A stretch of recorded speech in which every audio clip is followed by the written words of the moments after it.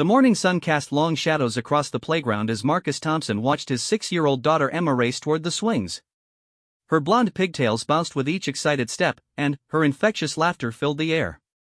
For Marcus, these Saturday mornings at Riverside Park were sacred. After 15 years as a Navy SEAL, including 6 brutal deployments, he treasured every peaceful moment with his little girl. Marcus settled onto a bench, his trained eyes automatically scanning the surroundings. Old habits died hard. Even in civilian clothes, his military bearing was unmistakable.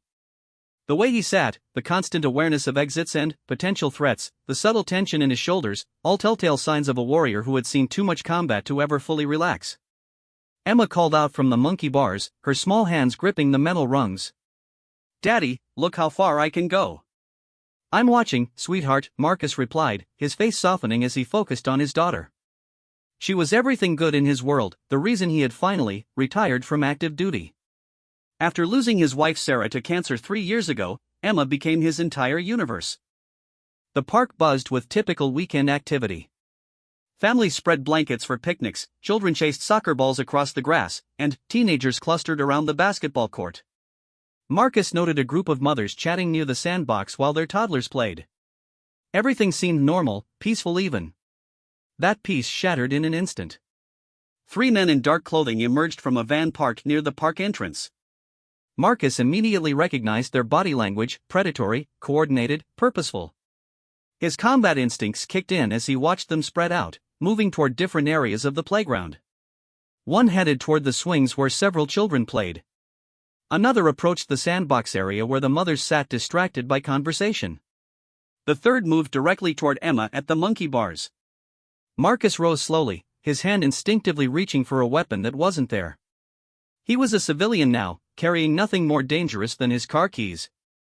But his mind remained sharp, tactical, deadly when necessary. The man approaching Emma pulled something from his jacket, a small cloth that Marcus recognized immediately. Chloroform.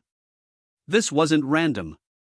This was a coordinated kidnapping attempt, and his daughter was one of their targets. "Emma, come here right now," Marcus called, keeping his voice calm but firm.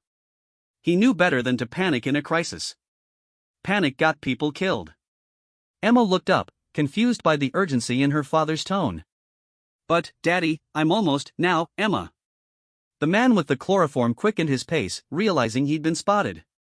He was perhaps 20 feet from Emma, who remained frozen on the monkey bars, unsure whether to obey her father or continue playing. Marcus moved. 15 years of SEAL training took over as he crossed the playground with lethal efficiency. His first priority was Emma, but he couldn't ignore the other children in danger. The man near the swings was already reaching for a little boy whose mother was turned away.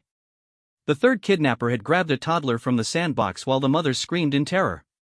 The tactical situation was clear: 3 armed opponents, multiple civilian casualties potential, no backup, no weapons except his bare hands and 15 years of elite military training. Marcus reached the first kidnapper just as the man grabbed Emma's ankle. Without hesitation, Marcus drove his elbow into the man's temple with surgical precision. The kidnapper dropped instantly, the chloroform-soaked cloth falling from his unconscious fingers. "Daddy!"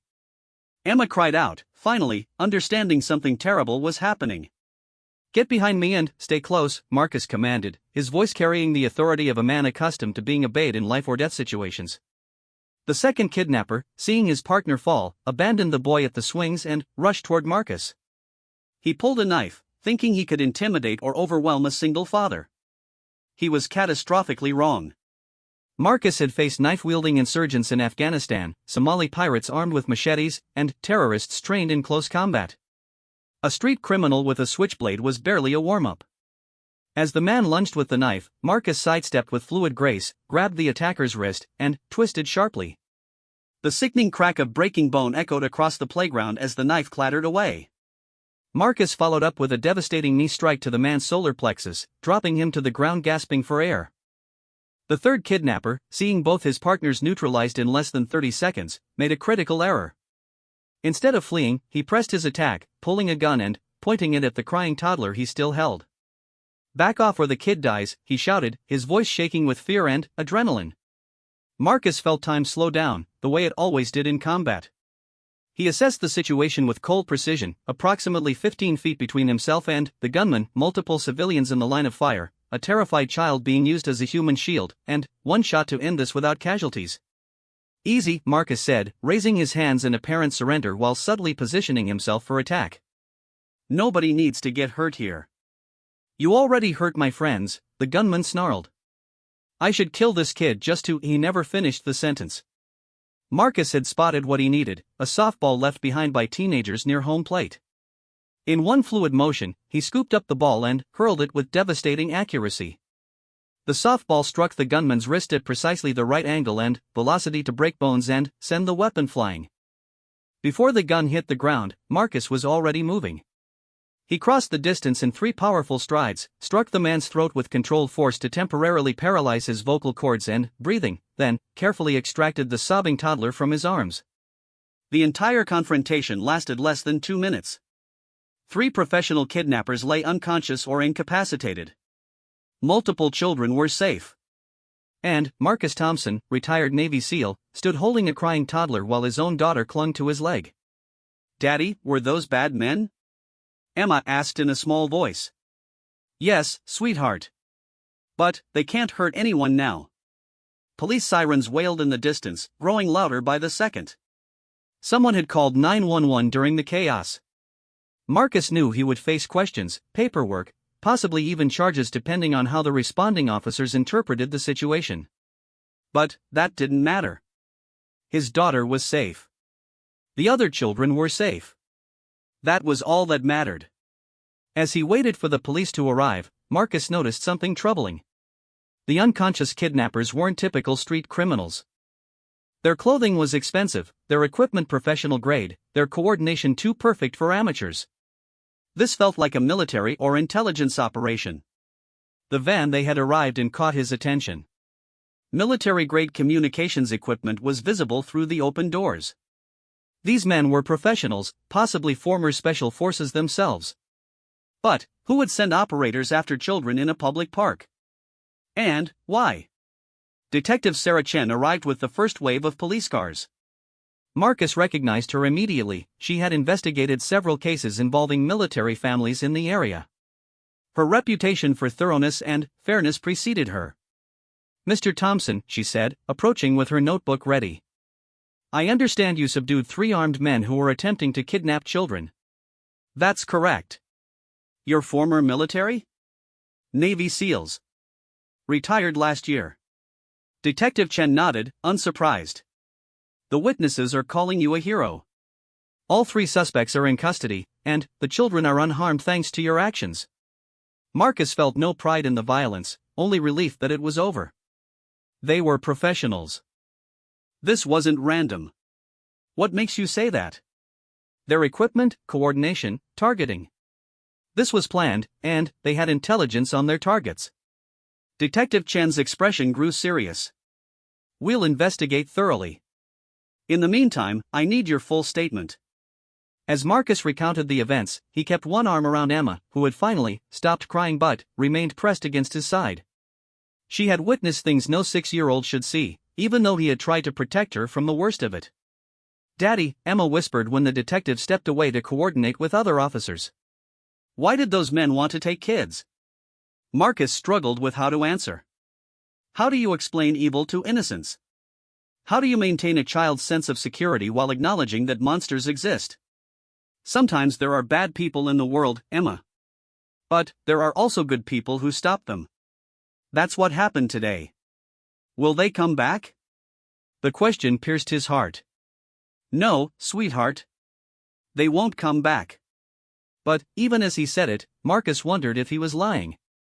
Professional kidnappers with military-grade equipment didn't act alone. They had bosses, backup plans, resources. This felt like the beginning of something, not the end. As the crime scene team photographed evidence and the paramedics checked the children for injuries, Marcus made mental notes of everything he had observed. The kidnappers' faces, their equipment, the van's license plate, any distinctive markings or tattoos. His military training included intelligence gathering, and those skills might prove crucial in the hours ahead. The van yielded disturbing evidence. Police found detailed files on 6 children who regularly played at Riverside Park, including Emma. The files contained photographs, daily schedules, family information, and detailed psychological profiles.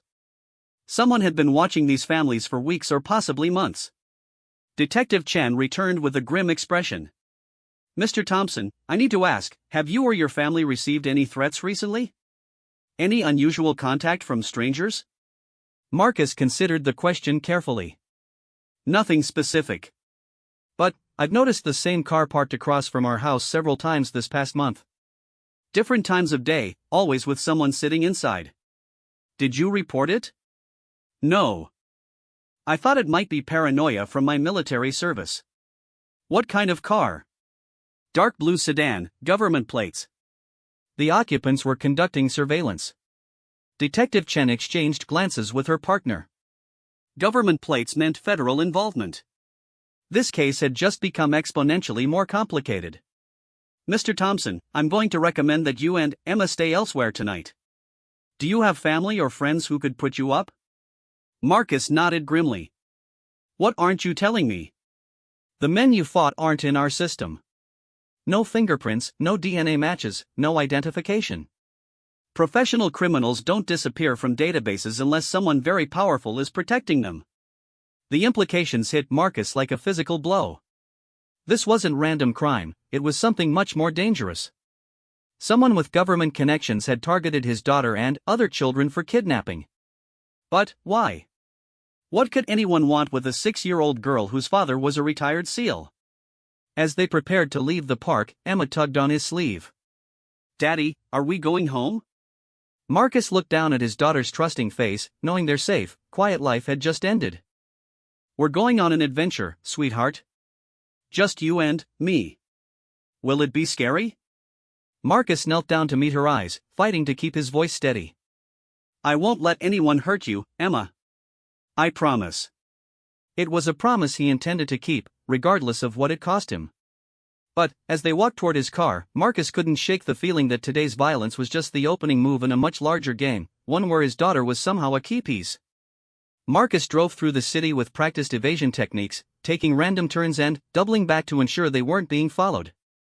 Emma sat quietly in her booster seat, clutching her favorite stuffed elephant and occasionally glancing at her father with worried eyes. She sensed the tension but didn't fully understand why their Saturday had turned into something that felt like the action movies Daddy never let her watch. "Where are we going?" Emma asked as Marcus pulled into the parking garage of a downtown hotel. "Somewhere safe while I figure things out," he replied, his eyes constantly scanning for threats. The hotel was perfect for his needs: multiple exits, security cameras, and enough foot traffic to blend in while making surveillance difficult for potential watchers. At the front desk, Marcus paid cash for a room under a false name, using identification skills learned during covert operations. The desk clerk, a young woman named Ashley, smiled warmly at Emma. "Is this your first time staying with us?" Ashley asked Emma. "We're on an adventure," Emma replied, parroting what her father had told her. "Daddy says adventures are scary sometimes but always end happy." Marcus felt a pang of guilt. He had no idea how this particular adventure would end, but he was determined to make sure Emma's part of it remained as normal as possible. Their room on the 8th floor offered a clear view of the street below and 2 separate exit routes. Marcus checked every corner, tested the locks, and positioned the furniture to provide cover if needed. Emma watched these preparations with growing curiosity. "Daddy, why are you moving the chairs?" "Just making sure we're comfortable, sweetheart." Marcus's phone buzzed with a text from Detective Chen. "Call me immediately. Important development." He stepped into the bathroom for privacy while Emma occupied herself with the hotel's complimentary coloring books. "Detective Chen, what did you find?" "The van was stolen this morning from a federal motor pool in Virginia. The equipment inside isn't available to civilians. We're talking military-grade surveillance gear, encrypted communications, the works." Marcus felt his blood chill. Federal motor pool means government involvement, yes. "Mr. Thompson, I've been ordered to transfer this case to federal authorities. FBI is taking over as of tonight. What does that mean for my daughter's safety?" "I wish I could tell you. The agents who are coming won't even give me their names. Whatever this is about, it's classified above my clearance level." After ending the call, Marcus stared at his reflection in the bathroom mirror. His worst fears were being confirmed. This wasn't random crime, it was government-sponsored, which meant resources, planning, and determination that wouldn't stop with 3 captured operatives. He returned to find Emma had drawn a picture of him fighting the bad men at the park. In her crayon artwork, he looked like a superhero, cape and all. "Do you like it, Daddy? You saved everyone." "It's beautiful, Emma." He sat beside her on the hotel bed, struggling with how much to tell a 6-year-old about the danger they faced. "Emma, we might need to stay away from home for a few days. Are the bad men looking for us?" Her intuition struck him silent. Children often understood more than adults gave them credit for. "Maybe. But I won't let them find us." "Because you're stronger than them?" Marcus considered his answer carefully. "Because I love you more than they want to hurt us." That evening, Marcus ordered room service and tried to maintain normalcy while his mind raced through possibilities. Why would government operatives target children? What was special about Emma that would justify such an extreme operation? His phone rang at 11:47 p.m. Unknown number. "Mr. Thompson, my name is Agent Sarah Walsh, FBI. I understand you had some excitement today. If that's what you call attempted kidnapping. May I come up? Room 847. I think we need to talk." Marcus checked his watch. "How do you know my room number?" "Mr. Thompson, please. This concerns your daughter's safety." Against his better judgment, Marcus agreed. He positioned Emma in the bathroom with strict instructions to stay quiet and hidden until he came for her. Agent Walsh appeared to be in her 40s, professionally dressed, with the confident bearing of someone accustomed to difficult conversations. She showed federal credentials that seemed authentic. "Before you ask, yes, I know who you are. Lieutenant Marcus Thompson, Navy SEALs, 15 years of distinguished service including operations in Afghanistan, Iraq, Somalia, and several locations I'm not cleared to mention. Former lieutenant. I'm retired. Retirement doesn't erase what you've done, Mr. Thompson. Or what you've seen." Marcus remained standing, ready to fight if necessary. "What do you want?" Agent Walsh opened a tablet and showed him photographs. "Do you recognize any of these men?" The images showed the 3 kidnappers from the park, but in different contexts. Military uniforms, official government IDs, what appeared to be operation briefings. They were soldiers? Special operations. Dishonorably discharged 6 months ago for participating in unauthorized missions. Unauthorized missions where? That's classified. What matters is that they've been working as private contractors since their discharge. Today's operation was funded by someone with deep pockets and government connections. Marcus studied the agent's face, looking for deception. "Why should I trust you?"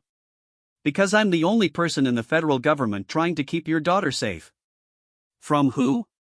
Agent Walsh hesitated. "There are elements within our intelligence community that have become entrepreneurial. They've been selling classified information and services to foreign buyers. Your daughter was targeted because of something you witnessed during your military service." "That's impossible. I've been debriefed on every classified operation." "Not this one." She showed him another photograph, a covert operation in Afghanistan 3 years ago. Marcus recognized the location immediately, though the official records claimed he had never been there. "Operation Silent Thunder," Agent Walsh said quietly. "You and your team disrupted a human trafficking network that extended far beyond Afghanistan. What you didn't know was that American officials were involved in protecting that network." Marcus felt the pieces clicking into place. The senator who was assassinated last year was about to expose the American connection. His death wasn't political assassination, it was damage control. "What does this have to do with Emma?" "You were supposed to die in that operation, Mr. Thompson. Your survival meant witness testimony that could destroy careers and send powerful people to prison. They've been planning to eliminate you for 2 years, but killing a decorated veteran attracts attention. Kidnapping his daughter and using her as leverage to ensure your silence was considered a cleaner solution." Marcus sank into a chair as the magnitude of the conspiracy became clear. "How many people are involved?" "We're not sure. At least a dozen high-ranking officials across multiple agencies. They have resources you can't imagine: unlimited funding, military assets, political protection. And you're fighting them alone? I have a small team of agents who discovered this corruption independently. We've been building a case for 8 months, but we need your testimony to make it stick. In exchange for what? Protection for Emma. New identities if necessary. Justice for the people they've murdered. Marcus walked to the window, looking down at the street below. 3 black SUVs were parked across from the hotel, vehicles that hadn't been there an hour ago. Agent Walsh, I think your small team has been compromised. She joined him at the window and cursed under her breath. We need to move. Now. Emma, Marcus called softly. Come out, sweetheart. We're going on another part of our adventure. Emma emerged from the bathroom, still wearing her pajamas and carrying her stuffed elephant. She looked at Agent Walsh with the directness only children possessed. Are you a good guy or a bad guy? Agent Walsh smiled grimly. I'm trying very hard to be a good guy. Okay. Daddy says I should trust good guys. As they prepared to leave, Agent Walsh explained the immediate plan. There's a safe house an hour north of the city. My team is waiting there with documents and resources you'll need. And if this is a trap? Then, we're all dead anyway. Marcus gathered their few belongings while considering alternatives. He could try to disappear on his own with Emma, but government resources would eventually track them down. He could surrender Emma to child services, but that would only make her a more vulnerable target. Or he could trust Agent Walsh and fight back against the corruption that had destroyed so many lives. Daddy, I'm scared, Emma whispered as they prepared to leave the hotel room. Marcus knelt down and took her small hands in his. Being scared is okay, Emma. Being brave doesn't mean you're not scared, it means you do the right thing even when you are scared. What's the right thing? Stopping the bad guys so they can't hurt other kids. Emma considered this with the seriousness only children could bring to life-altering decisions. Then, we should be brave. Marcus felt his heart break and swell simultaneously. His 6-year-old daughter was ready to face unknown dangers because she understood that some things were more important than personal safety. In that moment, he knew he was raising someone special. Agent Walsh led them down a service stairway to avoid the main elevators. The hotel's loading dock provided access to an unmarked van where 2 other federal agents waited. Mr. Thompson, Emma, meet Agents Rodriguez and Kim. They'll be part of your protection detail. Agent Rodriguez, a compact woman with alert eyes, smiled at Emma. I have a daughter about your age. She gave me this for good luck. She handed Emma a small bracelet made of colorful beads. Thank you, Emma said politely, examining the gift with genuine interest. As they drove through the city, Marcus noticed the sophisticated evasion techniques their driver employed. These agents were professionals, but so had been the kidnappers at the park. In his experience, the difference between good guys and bad guys often came down to timing and perspective. Agent Walsh, how do I know you're not just a different faction of the same corrupt system? You don't. But, in 3 hours, you're going to meet the other families whose children were targeted today. If we were the bad guys, why would we bring witnesses together? What other families? The kidnappers at the park were after 6 children total. Your Emma was just one target. The others have all been moved to the safe house. Marcus felt a chill of understanding. This was bigger than one random attempt. Much bigger. And it's not over. As they drove through the darkness toward an uncertain destination, Marcus held Emma close and made a silent promise. Whatever conspiracy had destroyed so many lives would end with him. His daughter would grow up in a world where monsters couldn't hide behind government badges and classified operations. But, first, they had to survive the next 24 hours. And, based on the grim expressions on the federal agents' faces, survival was far from guaranteed.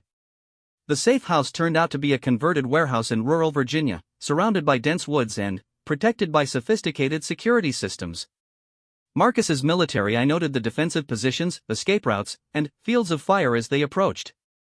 This wasn't a temporary hideout, it was a fortress designed for extended siege. Inside, Marcus discovered they weren't alone. 5 other families huddled in the main room, each with children between ages 4 and 8. The parents looked shell-shocked, their kids confused but trying to be brave. Agent Walsh had been telling the truth about multiple targets. "Everyone, this is Marcus and Emma Thompson," Agent Walsh announced as they entered. Marcus is the father who stopped the kidnapping attempt at Riverside Park. A woman in her 30s approached with a boy who looked about 7. "I'm Dr. Jennifer Hayes, and this is my son Michael. Thank you for what you did. If you hadn't fought back, our children." She didn't finish the sentence, but Marcus understood. The successful kidnapping of 6 children would have given the corrupt officials tremendous leverage over their parents. "What do all of you have in common?" Marcus asked, studying the group. Dr. Hayes spoke first. "I'm a forensic accountant. I've been investigating financial irregularities in defense contracts." A man with salt and pepper hair introduced himself as Colonel James Patterson, retired. "I commanded a unit in Afghanistan that discovered evidence of American officials collaborating with enemy forces." Each parent told similar stories: military service members, government employees, or civilian contractors who had stumbled upon evidence of corruption, treason, or war crimes. Their children had been targeted as pressure points to ensure silence. Agent Walsh gathered everyone around a conference table while the children played in an adjacent room under the supervision of Agent Rodriguez. "I need to explain what we're facing," Agent Walsh began, activating a secure tablet that displayed organizational charts and photographs. "The conspiracy calls itself the Prometheus Group. They've been operating for at least 5 years, selling classified intelligence to foreign powers and protecting criminal operations in exchange for enormous payments." Marcus studied the faces on the screen. "How high does this go?" "Deputy directors in 3 agencies, a federal judge, 4 senators, and at least 2 Pentagon officials we've identified so far." Colonel Patterson whistled low. "No wonder they have unlimited resources." "Their mistake was getting greedy," Agent Walsh continued. "They expanded too quickly and left digital footprints. My team has been tracking their communications for months." Dr. Hayes leaned forward. "If you have evidence, why haven't you arrested them?" "Because they have moles in every law enforcement agency. We've tried twice to coordinate with other teams, and both times our operations were compromised before they began." Marcus felt the tactical situation crystallizing. "You're telling us we're on our own?" "Not entirely. Tomorrow morning, a Navy Admiral named Patricia Reeves will arrive. She commands a special investigation unit that operates independently of normal channels. She's bringing resources and authorization to move against the Prometheus Group." "And if she's compromised too?" Agent Walsh met his eyes with grim honesty. "Then, we're all dead." That evening, Marcus helped Emma settle into one of the safe house bedrooms. The other children had adapted quickly to their strange circumstances, turning the situation into an extended sleepover. Children's resilience never ceased to amaze him. "Daddy, when can we go home?" Emma asked as he tucked her into the unfamiliar bed. "Soon, sweetheart. We just need to help some people solve a big problem first." "Are you going to fight more bad guys?" Marcus considered how to answer. He had killed men in combat, neutralized threats to national security, and participated in operations that saved countless lives. But explaining violence to a 6-year-old remained one of his greatest challenges. "Sometimes fighting is necessary to protect good people," he said finally. "But I always try to solve problems without fighting first." "Like talking?" "Exactly like talking." Emma was quiet for several minutes, and Marcus thought she had fallen asleep. Then, her small voice broke the silence. "Daddy, the lady with the sad eyes asked me questions today." Marcus sat up sharply. "What lady? What questions?" "Agent Walsh. She asked if I remembered anything strange before the park. Like people watching our house or following us places." "What did you tell her?" "About the ice cream man." Marcus felt his blood freeze. "What ice cream man?" "He's been coming to our street every day for 2 weeks. But he never sells ice cream to kids. He just drives around slowly and watches houses." Marcus cursed himself for missing such an obvious surveillance technique. A ice cream truck provided perfect cover for extended neighborhood observation, and children would notice patterns that adults dismissed. "Emma, this is very important. What did the ice cream man look like?" "Tall, with scars on his face. And he had different colored eyes." Marcus knew exactly who she was describing. Viktor Kozlov, a Russian operative he had encountered during a classified mission in Eastern Europe. If Kozlov was conducting surveillance on their neighborhood, the Prometheus group had foreign intelligence backing. Marcus found Agent Walsh in the Safe House Command Center, monitoring communications equipment that wouldn't have been out of place in a military intelligence unit. "We have a problem," Marcus said, explaining Emma's observations about the ice cream truck. Agent Walsh's expression darkened. "Viktor Kozlov. We've been tracking his movements for 6 months without knowing his target. He's SVR, Russian Foreign Intelligence Service. If he's involved, this conspiracy has international dimensions." "What kind of international dimensions?" Marcus pulled up everything he knew about Kozlov's operation history. He specializes in long-term intelligence operations designed to compromise American government officials. The Prometheus group isn't just selling information, they're probably being controlled by foreign intelligence services. Agent Walsh stared at the intelligence reports with growing alarm. That changes everything. If we're fighting foreign espionage rather than simple corruption, we need military support. How much do you trust Admiral Reeves? She's the only flag officer we've identified who's definitely clean. Her career history shows consistent opposition to the kind of corruption we're fighting. Marcus studied the safe house defenses with new understanding. If Kozlov has been tracking us, he knows we're here. The safe house is hardened against surveillance. Kozlov doesn't use conventional surveillance. He uses human intelligence networks built over years of operation. Someone in this area is feeding him information. As if summoned by their conversation, Agent Rodriguez appeared with urgent news. "We've intercepted communications indicating a major operation planned for tomorrow morning." "What kind of operation?" Agent Walsh demanded. "Military assets are being moved into position around the safe house. Helicopter gunships, special operations teams, the works." Marcus felt the familiar calm that preceded combat. "How long do we have?" 6 hours, maybe less." Marcus looked around the safe house with tactical assessment. Strong defensive position, limited escape routes, civilians including children to protect, and an enemy with superior numbers and equipment. "Agent Walsh, you need to evacuate the families immediately." "To where?" "They'll track us anywhere we go." "Not if Admiral Reeves arrives first." Agent Walsh checked her secure communications. "She's not scheduled to arrive until 0800 hours. Marcus studied the tactical situation from every angle. 6 hours to hold a defensive position against professional military operators while protecting 6 families with children. Even with his SEAL training, the mathematics were grim. "What kind of security perimeter do we have?" "Motion sensors, thermal imaging, and 3 guard posts with agents armed for extended engagement." Marcus nodded grimly. "Then, we dig in and wait for the Admiral." As the safe house prepared for siege, Marcus gathered the parents for a brutal conversation about survival. These weren't soldiers or trained operatives, they were civilians who had stumbled into a war they never asked to fight. "In a few hours, professional killers are going to attack this position," Marcus began without preamble. "Our job is to keep our children alive until help arrives." Dr. Hayes raised her hand shakily. "What can we do? None of us are trained for this." "You can follow orders exactly and keep the children calm. Colonel Patterson and I have combat experience. We'll handle the fighting."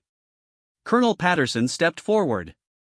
"Mr. Thompson, I'm infantry, not special operations. If we're facing the kind of assets Agent Rodriguez described, we're severely outgunned." Marcus considered their resources, himself, 1 retired infantry colonel, 3 FBI agents with tactical training, and a defensive position that would hold against conventional assault but not military-grade weapons. "Then, we make them pay for every inch," Marcus said quietly.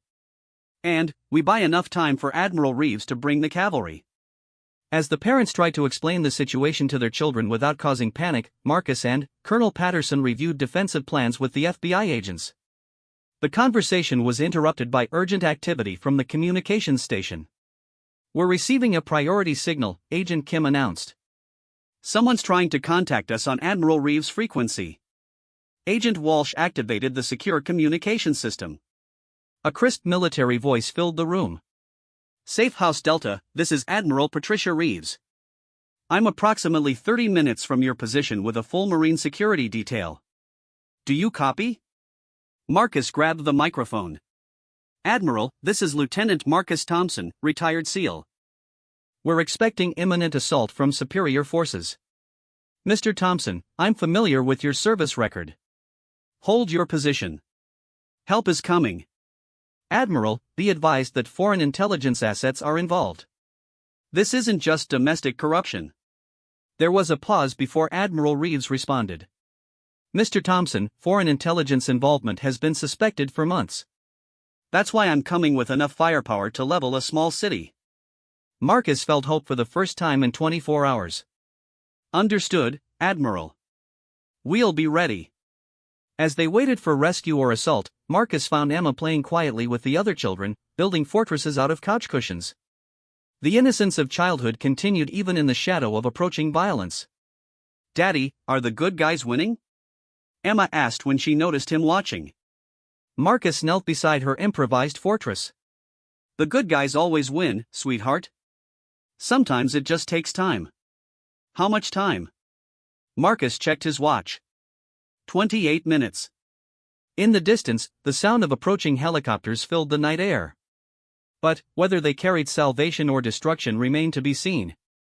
The sound of helicopter rotors grew louder as Marcus positioned himself at the safe house's main window, studying the approaching aircraft through night vision equipment. Two distinct groups of helicopters were converging on their location, one from the north, another from the south. The question that would determine their survival was simple: which group carried Admiral Reeves and the Marines? Agent Walsh, I need immediate identification on those aircraft, Marcus called across the command center. Agent Walsh worked frantically at her communications console. Northern Group is showing proper military transponder codes. Southern Group, their transponders are off. Marcus felt his tactical instincts crystallize. Southern Group is hostile. Northern Group is our rescue. Colonel Patterson joined him at the window, carrying an assault rifle borrowed from the safe house armory. How do you want to play this? We hold defensive positions until Admiral Reeves confirms friendly contact. If the Southern Group attacks first, we engage with everything we have. The safe house suddenly blazed with spotlights as the northern helicopters approached for landing.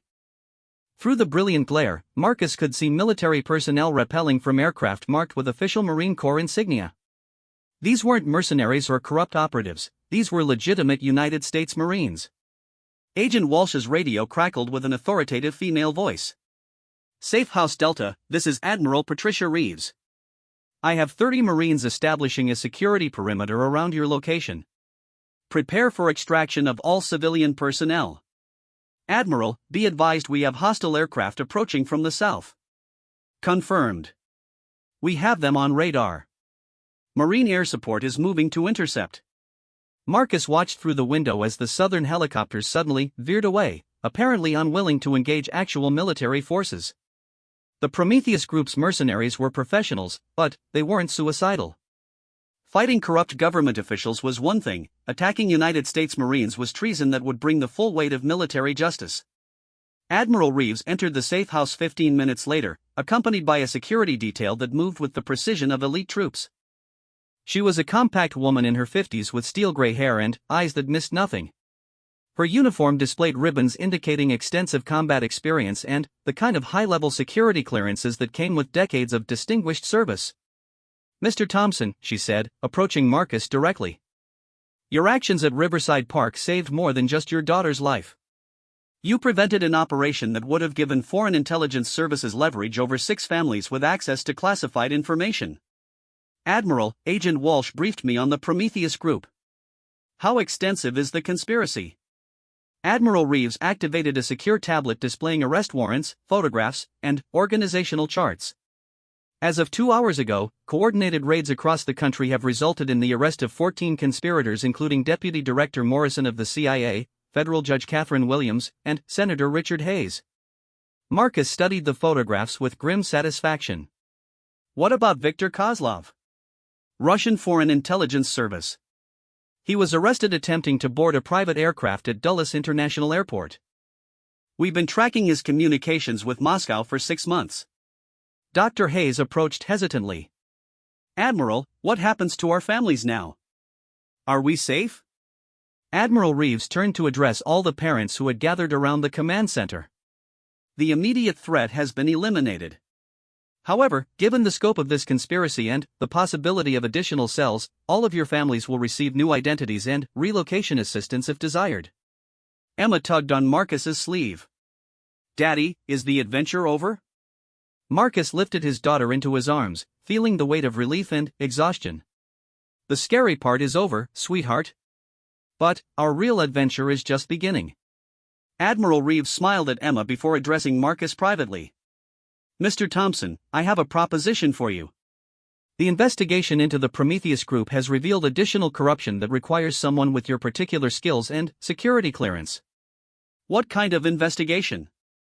Foreign intelligence services have been recruiting American officials for over a decade. We need someone to help identify and neutralize remaining cells. Marcus looked at Emma, who was falling asleep in his arms despite the chaos around them. I'm retired, Admiral. My priority is my daughter. Your daughter's safety depends on eliminating these threats permanently. We can provide resources for Emma's care and education while you complete this mission. Colonel Patterson overheard the conversation and approached. Admiral, if you're forming a task force to hunt these cells, I'd like to volunteer. Admiral Reeves studied both men with calculating eyes. Actually, I'm considering something more comprehensive. A permanent unit dedicated to investigating corruption involving foreign intelligence services. Marcus felt the familiar pull of duty, the knowledge that his skills could protect innocent people from the kind of monsters who targeted children. But he also felt the weight of responsibility to Emma, who had already lost her mother and deserved a father who could be present for her childhood. Admiral, I need time to consider this. Of course. But remember, the Prometheus group was just one organization. Our preliminary investigation suggests at least 3 other similar groups operating within the federal government. Agent Walsh joined their conversation with an update from her communications team. Admiral, we've intercepted intelligence indicating that tonight's operation was planned as retaliation for Mr. Thompson's interference at the park. If he hadn't acted when he did, all 6 children would have been kidnapped successfully. Admiral Reeves nodded gravely. Mr. Thompson, your instincts and training saved more lives than you realize. The intelligence we've gathered from arrested conspirators indicates they plan to use the children as permanent leverage against their parents. Marcus felt a chill understanding what that meant. They weren't planning to return them. No. The children would have disappeared into human trafficking networks controlled by foreign intelligence services.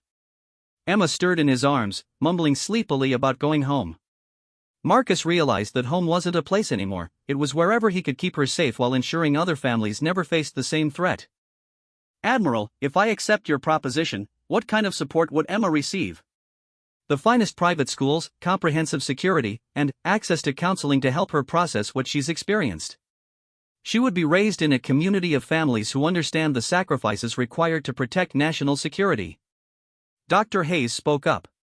Admiral, are you offering the same opportunity to all of us? To those whose skills and security clearances would be valuable, yes. The fight against foreign intelligence infiltration requires people who understand the stakes personally.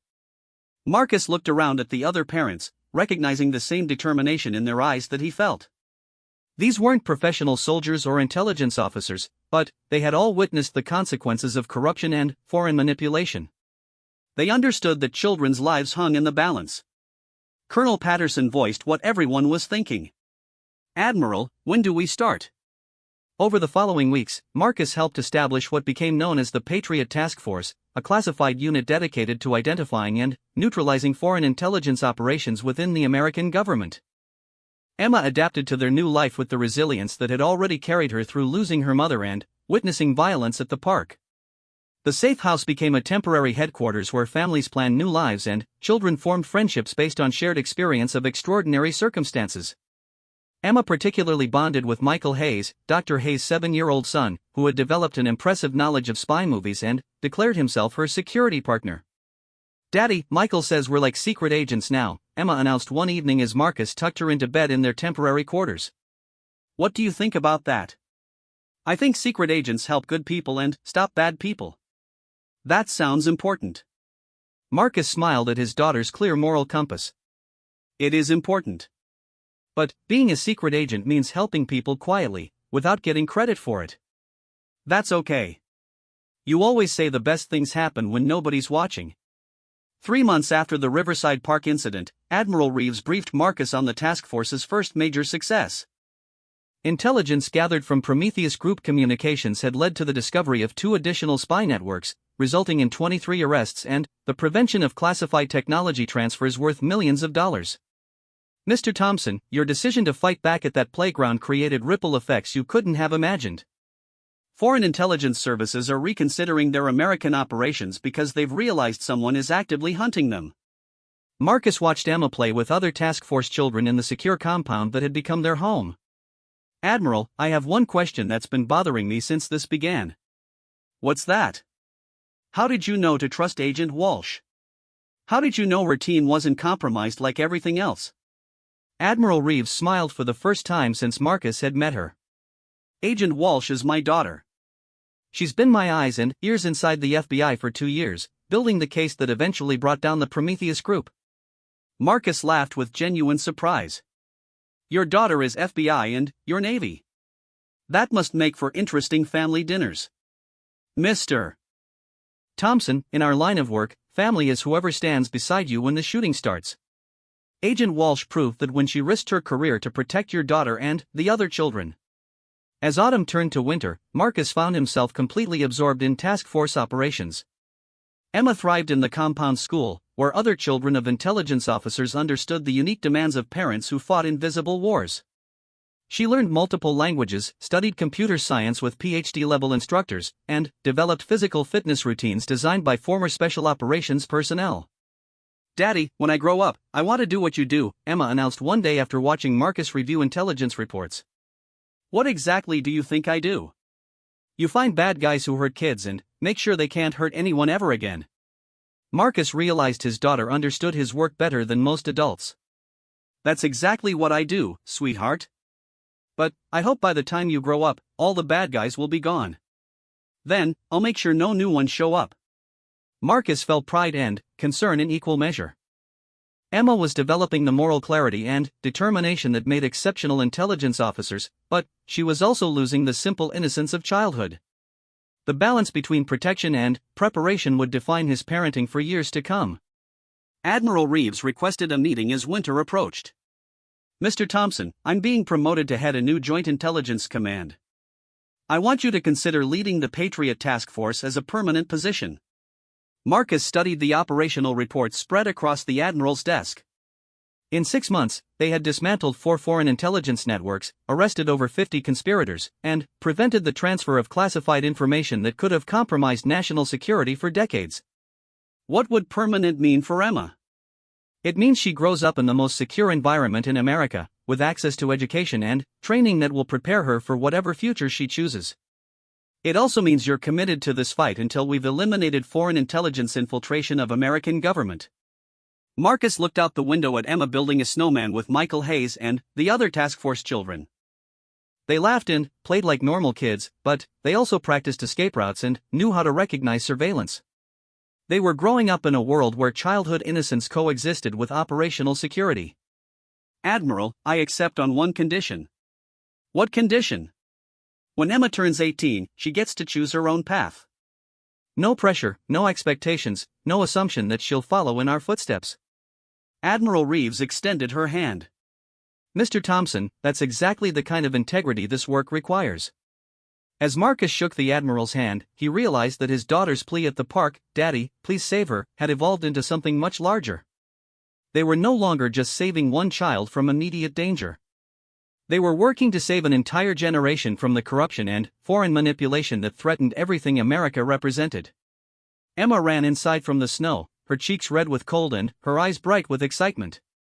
"Daddy, look what I made." She handed him a small snowman crafted with remarkable attention to detail. "It's beautiful, sweetheart. I made it for you." Michael says snow people don't last forever, but the good feelings they give you do. Marcus felt tears he hadn't expected.